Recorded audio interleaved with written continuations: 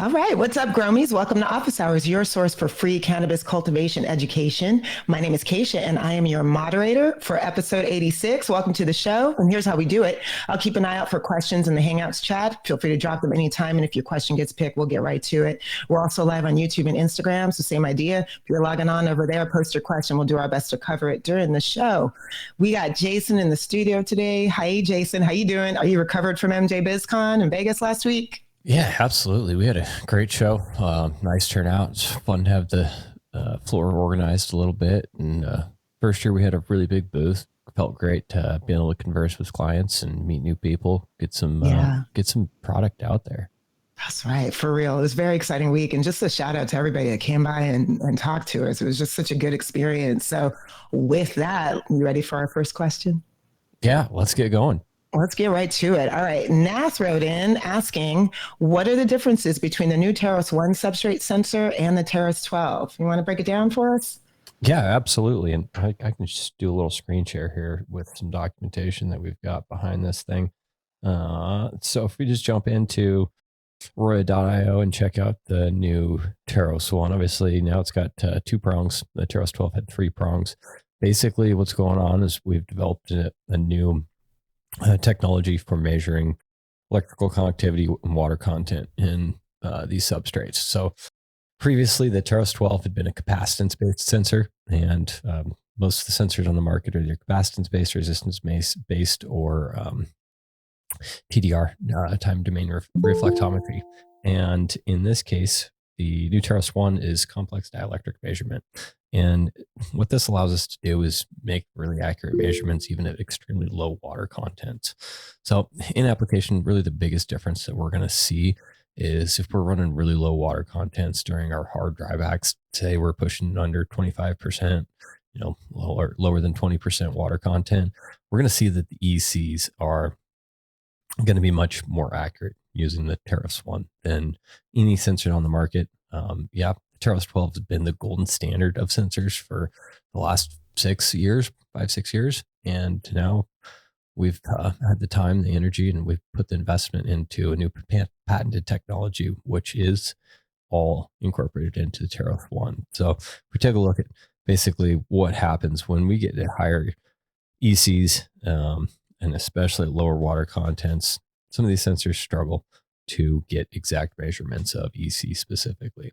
And this chart here is just displaying, all right, here's some of the competitor sensors that people have tried to intimidate or to try and copy the Terrace 12. Obviously at different EC levels, there's a vast degree of accuracy. Terrace 12 here in the middle, a little bit better. And then now we can see here on the Terrace 1, all of these measurements are very precise, very accurate. Fantastic. I dropped in the chat. We've got a white paper if you want to learn more about the science behind the Terrace 1. And of course, I dropped a link to the webpage that Jason was just on. But yeah, please do explore. Hit us up with any questions you have. We're so excited to launch that. Jason, thank you so much for that overview. Yeah, right. Absolutely. And, for existing clients, we've got a trade-in program, which we're encouraging people to get upgraded. So, turn your old equipment in and get some credit and a great price on the new stuff. Fantastic. Yep. Lots coming down the pipeline for AROYA. So exciting stuff. Okay. We're going to get back into the Q&A aspect of the show. This first question came in just now on YouTube from Gil Next Door. They write, what is the best time to start foliar spray? It depends. What you're applying in your foliar spray. So obviously if we're doing some type of pesticide application in the foliar spray, we really never want to do it too late in flower. So maybe, first 2-3 weeks in flower is the opportunity to spray anything. That's going to give some time for the residual to grow off, to dust off and no longer be in the product when it's processed as flower. Some of the beneficial sprays that we can put in a foliar, you can spray them throughout the cycle. Typically, it's not going to hurt anything to do foliar sprays as early as veg. Awesome. Gil, thanks for dropping that question. Let us know if you have any follow-ups. But with that, we're going to keep going. We've got another question here on YouTube. This one came from Danny. They wrote, I just added CO2 tank, went from 600 to 1200. Been running at 1000 ppfd, average 81, I guess Fahrenheit F, 65% before CO2. Should I up my EC or only if I raise my light level? Thank you.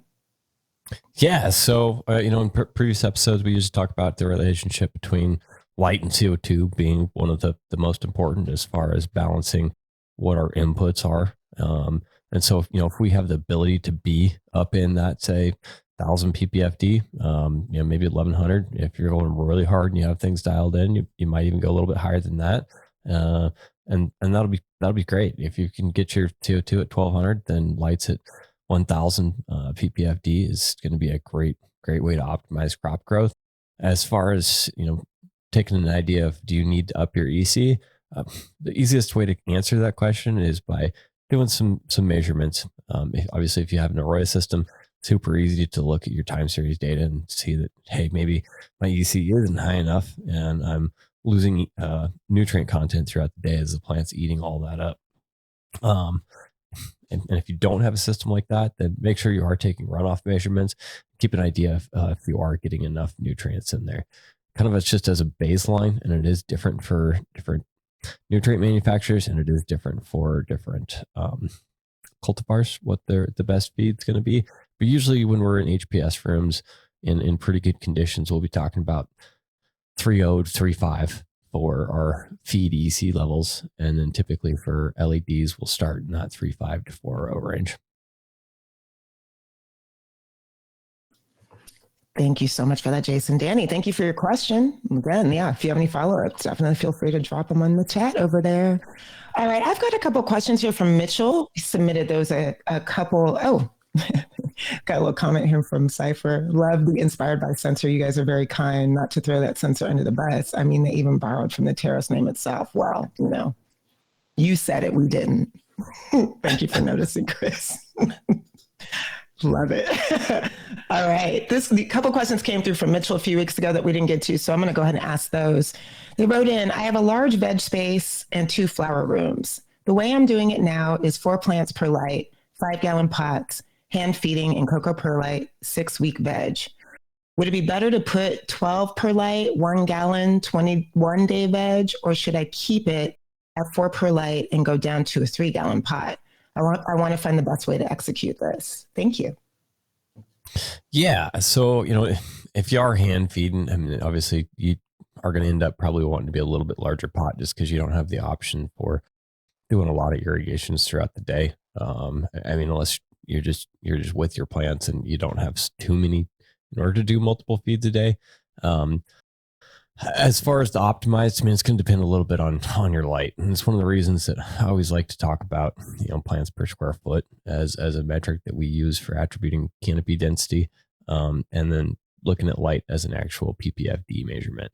And really what it kind of comes down to is, all right, if we're trying to optimize what our planting density is, then we need to get an idea of how much light is across the board, how much space do we have, and how many plants can we run in there, right?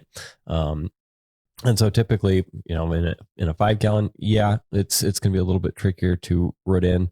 Throughout the cycle, you're going to have some struggles doing any of the crop steering stuff that we suggest. And so you might first give it a chance to go into those 3 gallons. Might give you a little bit better opportunity for some bulking later in the cycle.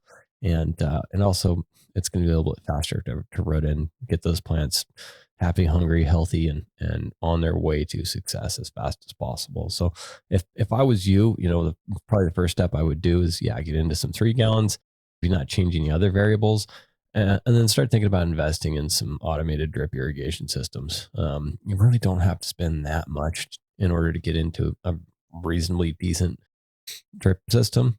Make sure you're getting some of the low flow emitters. 0.5s are great. 0.3s are my favorite. And then you can still hand mix your batch tanks. Just get some type of pump to get things pressurized. And if you're like a basement grow, you can actually skip the valves and just use your pump direct to the drip emitters and have that pump activate when you want to run your irrigation systems. So that's where I would be if I was you. Is all right. Let's see if we can optimize some of our root zone, and then start optimizing some efficiency to give you a little bit better flexibility as far as what that planting density looks like in relationship to pot size and how much control you have over that plant morphology throughout the cycle. Amazing tips, Jason. Thank you so much for that. All right. And then Mitchell's second question, which we talk about optimal EC levels. He wrote, if I go above 3 EC, my plants always burn. How are you going as high as 4 or higher? Give him some insights. Yeah. And so, it's kind of an interesting thing is when we think about burning, typically with cannabis, it's a very tolerant plant for much higher EC levels. Probably what's going on in your circumstance is it might be some other limiting factor in there. So maybe you just don't have a very good environment for the plants. And so you're seeing some nutrient imbalance that's showing as what you're calling tip burn in this case. And so most of the time, when we do see tip burn, unless we're at extremely high ECs, usually that's going to be related to a nutrient imbalance, an environmental issue, a light issue. Maybe you're not doing any supplemental CO2. Typically, those are the types of things that'll represent themselves fairly quickly and cause a nutrient imbalance versus it being the actual EC level that's causing that. And another thing that you might take a look at is, what's your nutrient manufacturer recommending? And are there some other opportunities in there for you to keep a check on things? So are you making sure that your runoff pH is always in check? Are you doing pH checks on your feed nutrients or your feed at the drippers themselves or at the end of the hand wand? Sometimes you'll just see some instability in those pHs. And then also, have you had a irrigation water test? So, if you're on a well, make sure that you get that tested. If you're on city water, get it tested and try and understand, hey, do we need to make sure that we're treating this water for specific contaminants or chemicals in there? Do we need to invest in full RO system so that everything that's going into our water is a known quantity? Those are the places that I would start before I got too far into saying, hey, I can't run higher ECs. It's likely that you can modify something else that's going on in the system, and then the plants will actually thrive when you're up in that 3.0 plus range. Thank you so much for that, Jason. And actually, just a shout out to Mitchell. Last week we had Tyler Simmons from Front Row Ag on the show, and there was a lot of discussion around nutrient imbalances and EC levels. So do check out that episode if you hadn't yet. But thank you for that answer, Jason. All right, we just got this question in from Instagram. They included a photo. I'm going to see if I can get the photo over to you, but they write, I'm having issues with my flowers having a long stem at the top of the flower with small buds on it and big buds alone. Let me see if I can share this photo from you from week 7.5. But any insights into like why someone would be experiencing different size, different stem lengths within the plant like that? It could be due to some inconsistencies in how they're irrigating or other environmental factors that are causing that. Making sure that light levels are up where they need to be. So a lot of times what's going on there is the plant is expressing its morphology, its shape, based on some physiological response. So the physiology is, all right, what kind of chemical actions are going on inside of that plant? What is that plant doing in response to what it's feeling, whether that be nutrients, irrigation, light, CO2, temperature, humidity. And so typically one of those or multiple of those in combination are going to be responsible for the shape of it, the morphology, the size, bud structure, that type of stuff. And so really kind of comes down to is understanding, hey, did we maybe push too hard vegetatively and we're causing stem elongation? We're not getting the node spacing that we want. We're not getting our buds to stack up like we'd like. And so it kind of comes down to analyzing, all right, is there one variable that is significantly off and that's just corresponding to it? Or did we just simply do some crop steering in one direction that was not well represented by the plant, and there's certain strains that are just a little bit more susceptible to this type of actions. I'm not sure. It doesn't sound exactly like box-tailing that you're running into. It sounds a little bit more like possibly just running vegetative type of irrigations for too long, or maybe not having enough light during a specific period in the grow cycle. Oh, all right. Looks like we got it in the Google chat here. Oh, Thank yay. you, Chris. Good.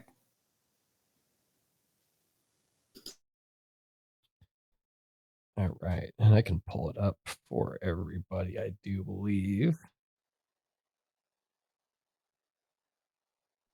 Give me just a minute to open this up and share it on the. It's a fun new element. We usually don't share photos, but we love to receive them. So this will be fun. Live TV, live internet broadcast, folks. Bear with us. Yeah, this one can you all see it in there? Cool. Yeah.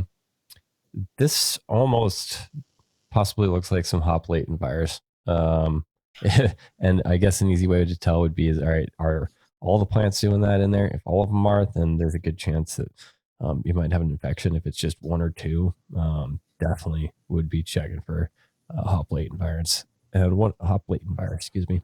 One of the ways that I like to kind of do an easy check, and it's not like a sure thing. I mean, the most sure thing is get some samples in and test them. But take some of the lower stems and just kind of break them, see if they're very brittle. A lot of times, hop latent infected plant will just have extremely brittle stems.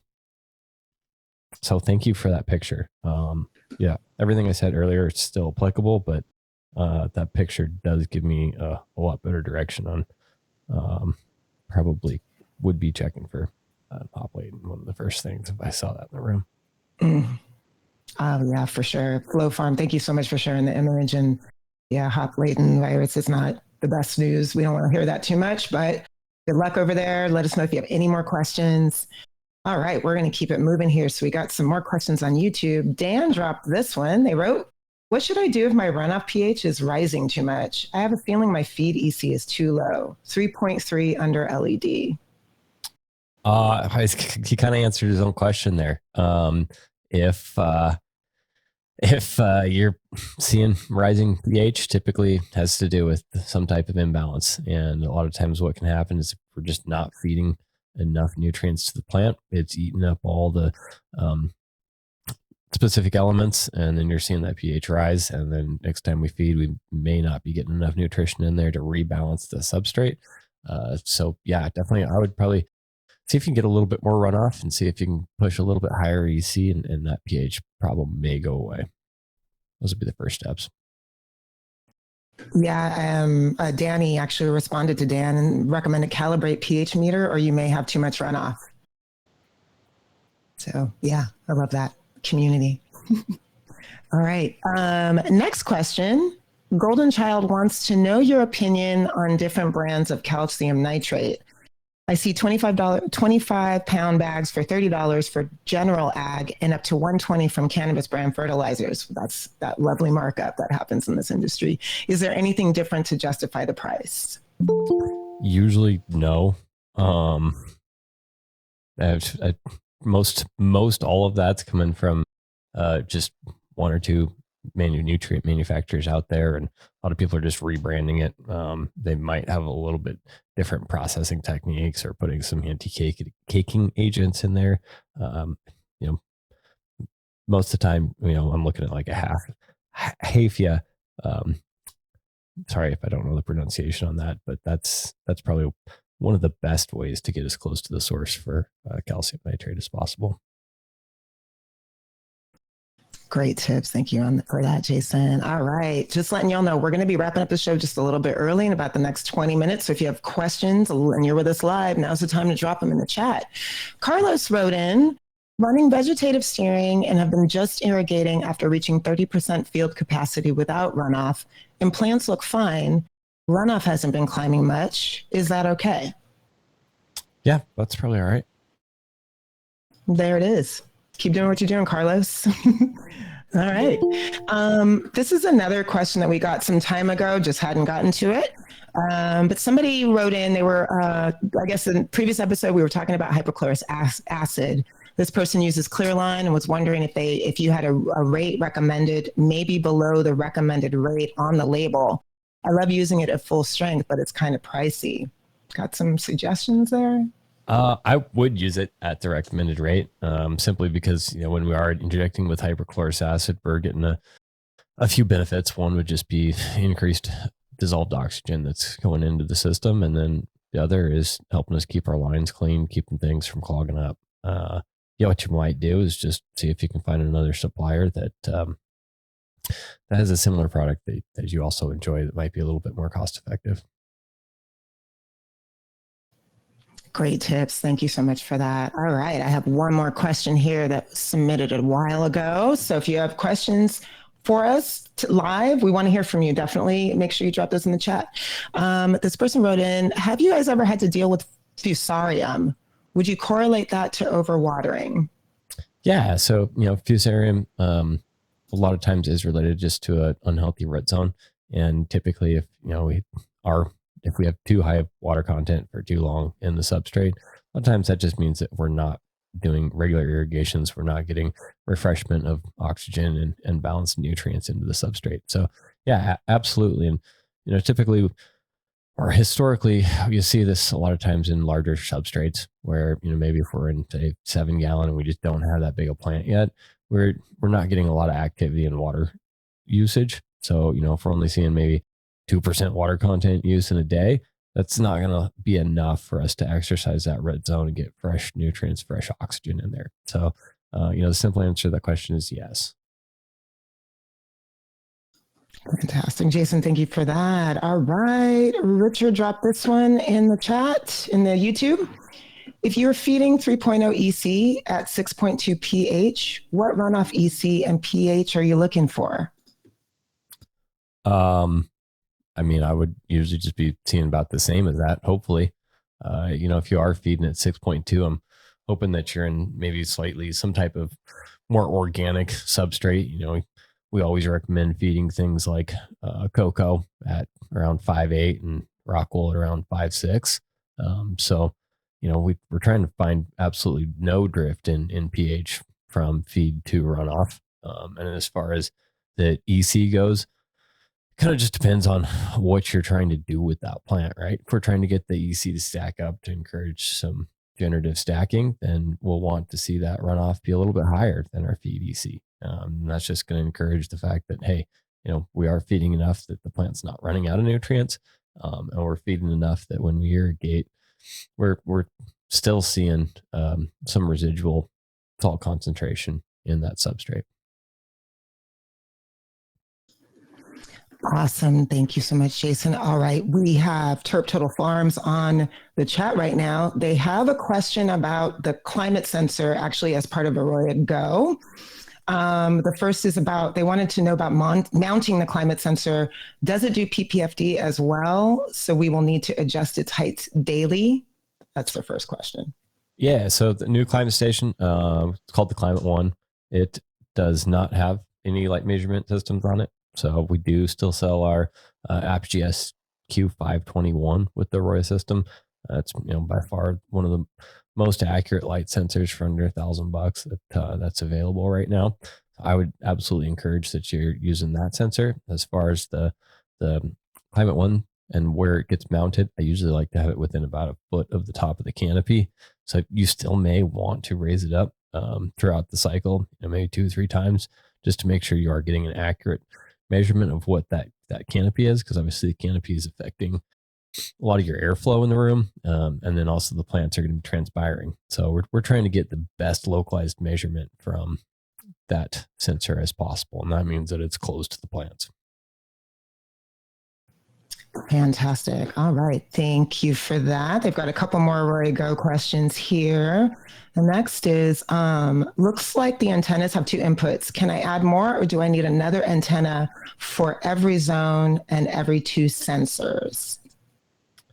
The antennas have 2 inputs. I'm talking about the nose antenna? The climate, maybe the climate station. I'm not sure. Yeah, the climate station really it only needs 1 antenna. Our substrate sensors really only need 1 antenna. So I don't know. As far as things that can used to. The substrate sensor, the nose itself or the doggle, can accept 2 substrate sensors. And so, yes, that is an option. As far as using multiple antennas, I don't think so. I mean, you could get an antenna splitter off of Amazon or something and use as many antennas as you want. I don't know that it's going to make any improvements, though. All right, still on we're going to keep talking about AROYA Go a little bit here. So 60 days of data, can I get more? I mean, I think I can answer that. You can with the full AROYA system.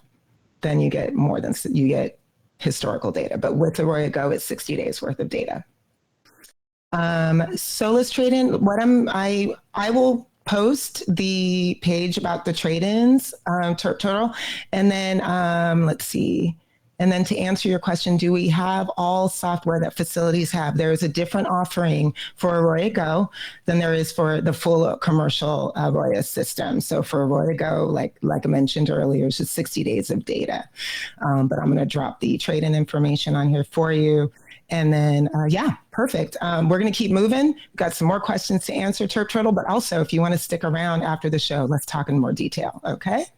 All right. We got another question here from Richard Song. Richard wrote in earlier about feeding at 3.0 EC, 6.2 pH. So he wrote, if I'm feeding 3.0 EC and the runoff EC is lower, does it mean that I can feed more?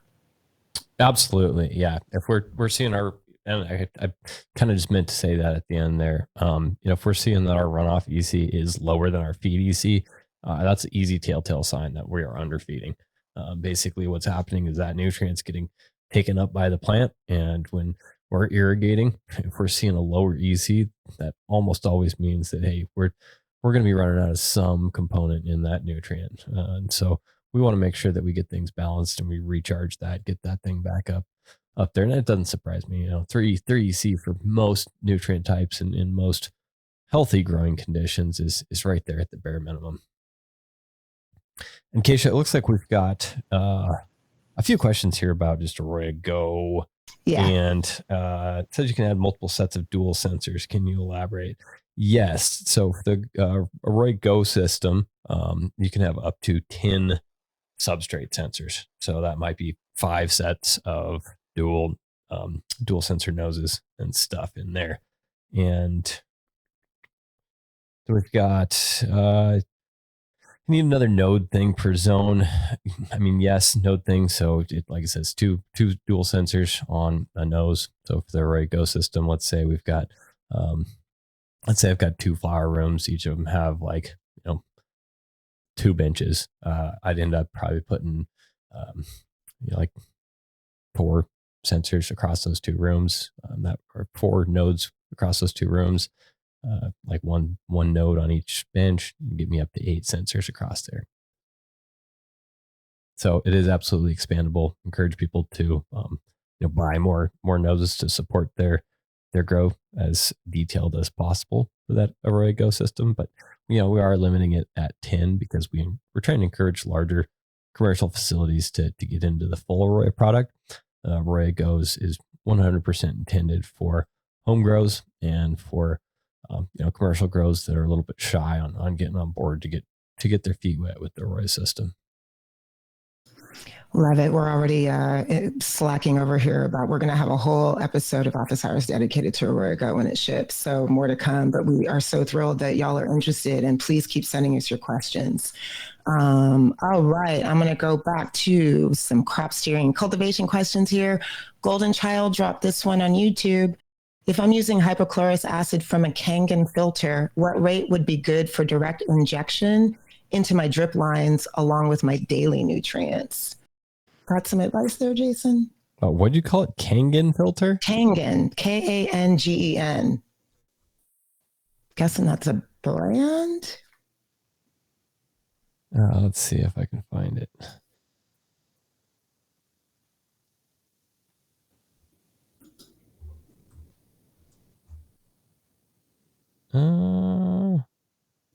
I don't know exactly what a Kangen is, but I would probably just try and inject at the same rate as any of the commercial hypochlorous acids recommend.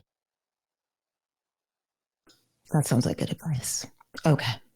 Another hydrochloric acid question from Richard. I think HOCl means hydrochloric acid. Does hydrochloric acid kill microbes and beneficial bacteria? Yeah. Yep, it can. So, it's one of those tricky things though. Like in a lot of the hydroponic systems that we're looking at, there's not necessarily enough organics to support beneficial bacteria to survive very long. And so it's one of those situations where you might have to decide, all right, am I always injecting hypochlorous acid? So then using some of those beneficials, it's probably just gonna be a waste of money. Another situation might be maybe you're in cocoa and you're trying to get at least some colony of beneficials to survive, and you might lay off the HCl or hypochlorous acid for a little while. All right. Golden Child came back and clarified, yes, Kangen. They put out 11.5 pH base water and 2.5 pH hypochlorous acid. Cool. I will have to check in more on that thing and take a look. It sounds like a neat machine. Oh yeah, one of my coworkers just dropped what is Kangen. Well, I've got some stuff to learn as well. Amazing. Thank you for that. All right. Yeah, we're also, these episodes are learning experiences for us too. So we appreciate y'all. That was actually the last question I got live today. So we're gonna wrap up early. Anything else you want to say real quick before we go, Jason? It looks like we've got a question here on AROYA Go, accommodate an open sprinkler. Yes, yes. AROYA Go system is going to allow for open sprinkler integration. So basically that's just going to allow you to set up your room irrigation schedule right from AROYA. Oh, yes. Great. Yes, I love it. I'm glad people are asking these questions. We also got one more question here. Harold dropped this on YouTube. If I put two noses on a Terrace 12, would that be to read two different plants with the same meter? If so, is there a benefit to this over one nose per meter? I'm running a lot of sensors. It's a large facility. Yeah, really the whole goal of running two sensors per nose just to reduce the cost of the overall system. So yeah, you're gonna have to run wires probably a little bit more. But what's going on is you're only buying one nose or dongle. And actually, now that I'm reading through here, Keisha, Terptral, I'm guessing when he says it looks like the antenna, he was talking about the nose itself. The nose itself. Okay, got it. And so to clarify for you, Terptral, it only does support two sensors per nose, what you call an antenna here, wireless module, dongle, all kinds of names for that thing. And so, yes, it only supports two sensors. And then I think someone else on here asked if they can upgrade their AROYA Go system to a full AROYA system. That yes, you can, absolutely. So if you get purchased in and you're testing it out at your 5,000 square foot facility, you like what you're getting, let us know. You get a sales call going, we'll get you quoted up for more hardware and just get that thing upgraded. Fantastic. Thank you for that, Jason. Awesome. I love the conversation around AROYA Go. So I need one per zone. Can I add two dongles to a Go order? Yes. You can scale up and expand. All right. Sasha, if you can hang tight, let's talk about your situation, okay? Awesome. All right. We're going to wrap up a little early, y'all. Thank you so much for joining us today. Thank you, Jason, so much for holding it down in studio, and to our producer, Chris, for another great session. Thank you all for joining us for this week's AROYA Office Hours. We do this every Thursday, and the best way to get answers from the experts is to join us live. To learn more about AROYA, book a demo at aroya.io. One of our experts will walk you through the ways the platform can help improve your cultivation production process. And while you're there, be sure to sign up for our newsletter to stay up to speed on all things AROYA. If you have a topic you'd like us to cover on Office Hours, post questions anytime in the AROYA app. Drop your questions in the chat or on our YouTube. Send us an email to sales@aroya.io or DM us. We are on all the socials: Instagram, TikTok, YouTube, LinkedIn, and Social Club. We definitely want to hear from you. We will send everyone in attendance a link to today's video and post it on the AROYA YouTube channel. Be sure to like, subscribe, and share while you're there. Thank you so much, and we'll see you at the next session. Bye, everybody.